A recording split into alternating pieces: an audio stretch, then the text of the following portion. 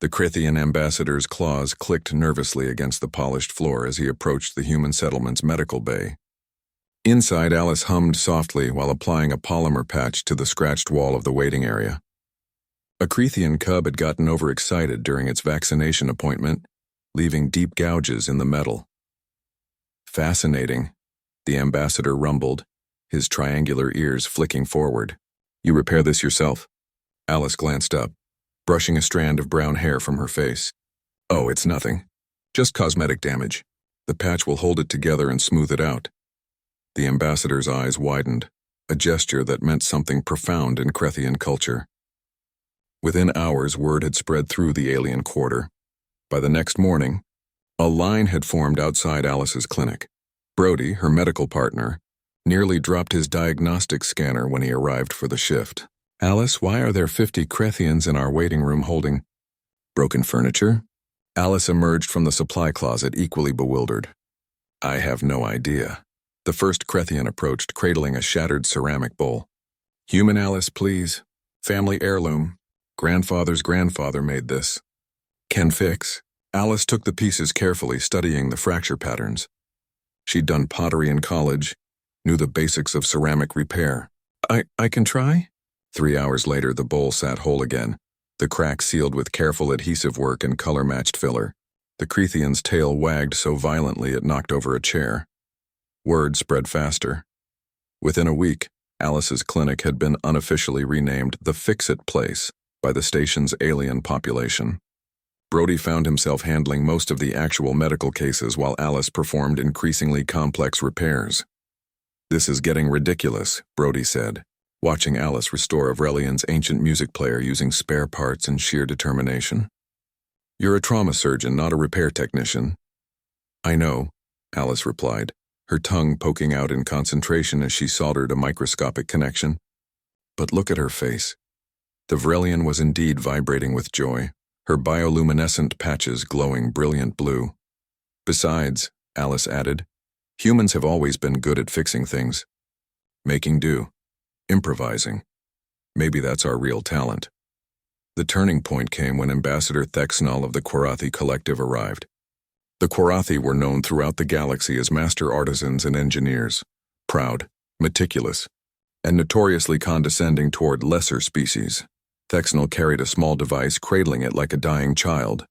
I am told, he said stiffly, that the human called Alice repairs items. I try, Alice said carefully, sensing the weight of the moment. This is a memory crystallizer. 900 years old, it contains the recorded consciousness impressions of my entire lineage. It stopped functioning. Our finest technicians say it is beyond repair. The quantum substrate has degraded. Alice examined the device with her portable scanner. Brody watched over her shoulder, seeing what she saw. The crystalline matrix was indeed fractured at the quantum level. Impossible to fix with conventional methods. The substrate is damaged, Alice confirmed. But the data itself is intact, just disconnected. She worked for 6 days straight. Brody brought her food and coffee, watched her jury rig a quantum stabilization field using medical equipment, a child's toy, and spare parts from the station's recycling center. She created a new substrate lattice by hand, atom by atom, using techniques that shouldn't have worked according to Quarathi engineering principles. But they did work, because Alice didn't know they shouldn't. When she returned the device, glowing softly with restored power, Thexanal simply stared. Then he did something no human had ever witnessed. A Quarathi bowed. We are a species of creators, he said quietly, but you are a species of fixers. In all our exploration, we have never encountered another race with this compulsion to mend what is broken. The news reached the Galactic Council within hours.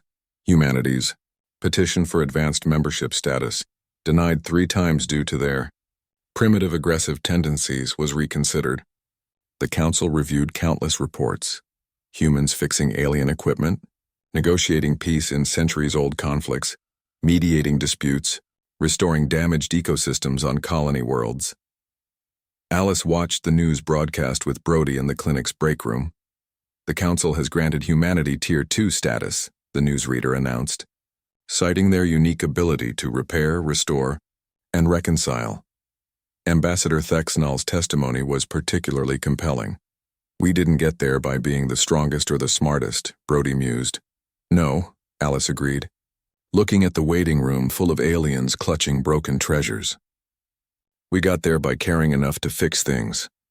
A young Krethian cub peeked around the doorframe, the same one who'd scratched the wall. Its mother nudged it forward.